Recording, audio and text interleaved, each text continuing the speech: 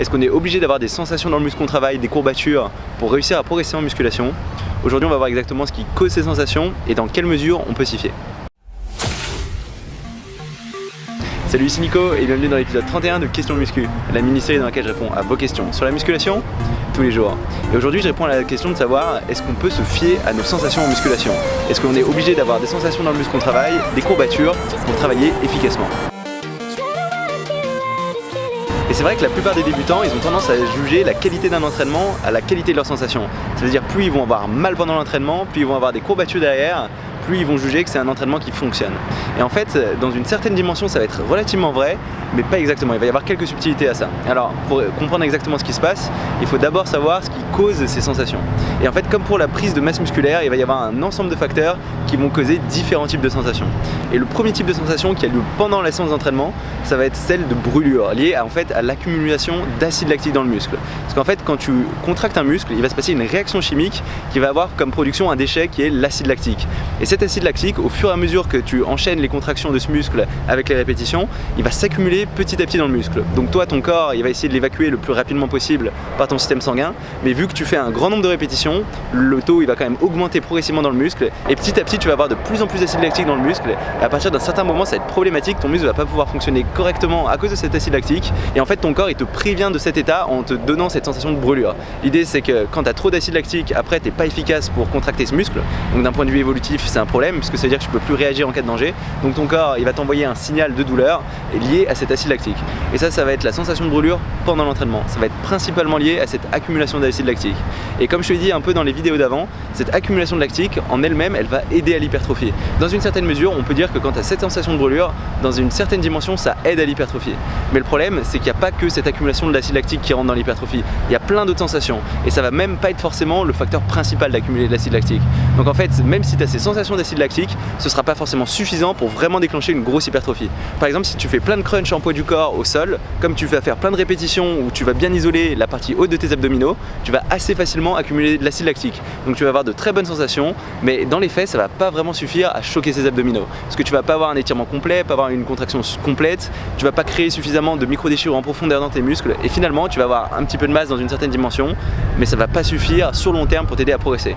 Alors ça veut dire que par la suite, tu auras toujours de grosses sensations, parce que tu vas toujours accumuler de l'acide lactique, tu vas toujours bien sentir ces abdos, mais comme tu l'as peut-être déjà observé, et ben ça va pas suffire pour progresser.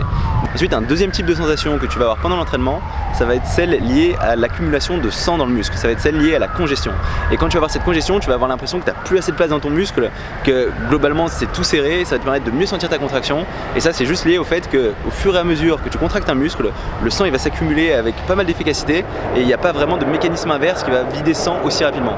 Donc petit à petit tu vas avoir de plus en plus de sang dans le muscle, ce qui est bien parce que ça va t'aider à avoir un muscle chaud, à avoir des macronutriments dans ton muscle, donc après ça va aider à la récupération aussi, et ça va aussi t'aider à mieux sentir ce muscle.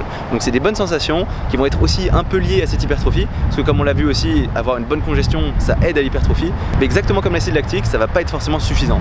Tu peux avoir une bonne brûlure, une bonne congestion, par exemple en utilisant que des poids très légers où tu fais beaucoup de contractions en tension continue par exemple à la poulie, et ça va pas suffire à vraiment te permettre de prendre du muscle sur le long terme.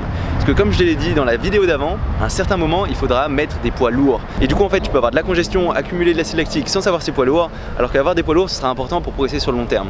Donc en fait si tu n'as pas du tout de sensation, ce sera un problème, parce que ça veut dire que tu n'arrives pas du tout à bien isoler le muscle et qu'a priori il y a quelque chose que tu fais mal. Mais à l'inverse, si tu as des sensations, c'est pas forcément suffisant. Donc en fait ce qui va te permettre de savoir si ça marche ou pas, ça va être un ensemble de facteurs.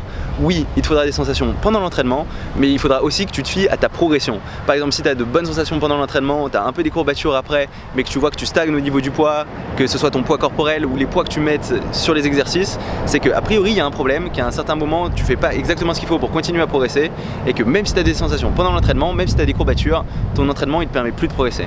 Un autre exemple dont je voulais te parler, c'était la comparaison en termes de sensations entre un full body et un split. Dans le cas d'un full body, on va travailler tout le corps avec de gros exercices polyarticulaires, mais ça veut dire qu'on va pas vraiment faire beaucoup d'exercices sur un seul muscle, alors qu'à l'inverse, dans le split, on va séparer le corps sur les séances, ça veut dire qu'on va avoir probablement une séance pectoraux, une séance dorsaux, etc. Et du coup, on va faire un plus gros nombre d'exercices sur un seul muscle.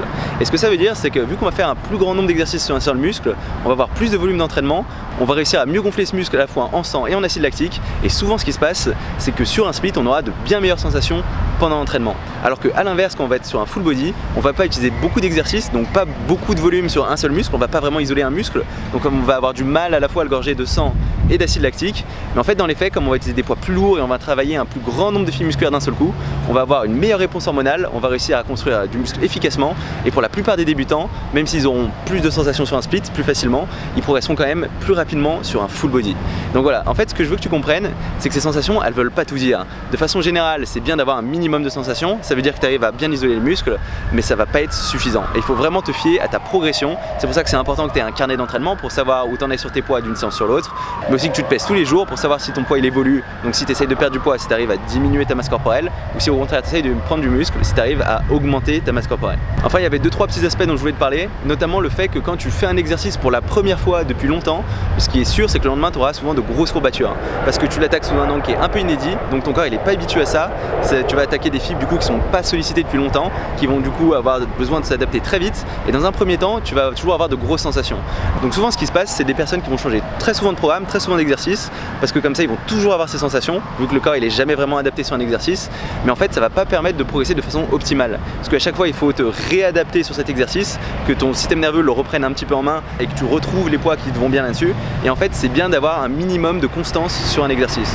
Donc normalement tu dois pas toujours être dans des courbatures. Il y a un certain moment où tu dois pas avoir énormément de courbatures le lendemain de ta séance. Tu dois avoir un peu de sensation pendant, un petit peu de courbatures après, mais tu peux pas toujours avoir ces fameuses courbatures du débutant. Donc en conclusion, ce que je veux que tu comprennes, c'est que c'est bien de se fier dans une certaine mesure à ces sensations, mais qu'il faut quand même prendre un petit peu de recul par rapport à ça. Et il faut que tu aies d'autres moyens de suivi par ailleurs. Et voilà, ça va être tout pour cette vidéo. Si jamais elle t'a plu, n'hésite pas à mettre un petit pouce bleu. Tu peux aussi t'inscrire à ma chaîne YouTube si tu l'as pas encore fait. Comme ça tu sauras quand je sors de nouvelles vidéos, j'en sors tous les jours. Et du coup on se retrouve dès demain pour une nouvelle vidéo. Salut!